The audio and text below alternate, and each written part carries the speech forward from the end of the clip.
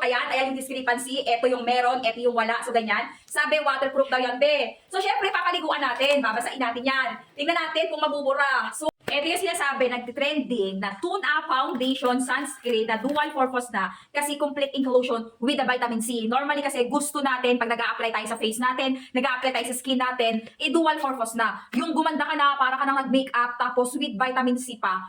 Habang nag-a-apply ka sa face mo, napiprevent pa dyan yung mga acne, yung mga dark spot, tingnan yung mabuti, eto yung wala, parehas pang wala yan. So maglalagay ako in a small amount lang. So ayan guys, naglagay ako sa mismong skin ko. Tingnan nyo mabuti yung appearance at yung magiging finished product ng meron at wala. So maglagay ka lang ng konti. Napakaganda nito guys. Ayan, nakikita mo na yung appearance niyan. Tingnan mo naman dito mismo, yung wala at meron. Makikita mo na agad, okay? So ayan na siya. Oh.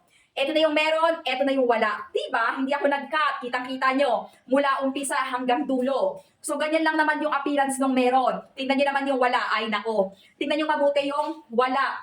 At tingnan nyo mabuti yung meron. Ayan siya. Oh, ang kagandahan pa dito, with vitamin C na to. So, kahit pa paano, habang nag-a-apply ka sa face mo, sa skin mo, nai-enhance pa lalo kasi with vitamin C. And look at the difference ng meron at wala. So, anong gagawin? Siyempre, kung gusto mo to, gusto mo lang ganyang appearance, be, eto yung link, i-click mo na kasi sobrang mura pa niyan. Tapos, napakaganda pa. Kitang-kita mo naman, walang cut. Eto pa, ang sabi nila waterproof daw yan. Standby ka lang. So far, so good. Walang nangyari, hindi nabura. Ganyan at ganyan pa rin yung appearance niyan. So, basain na natin, isagad na natin, isang basong tubig, walang cut-cut. O, ayan.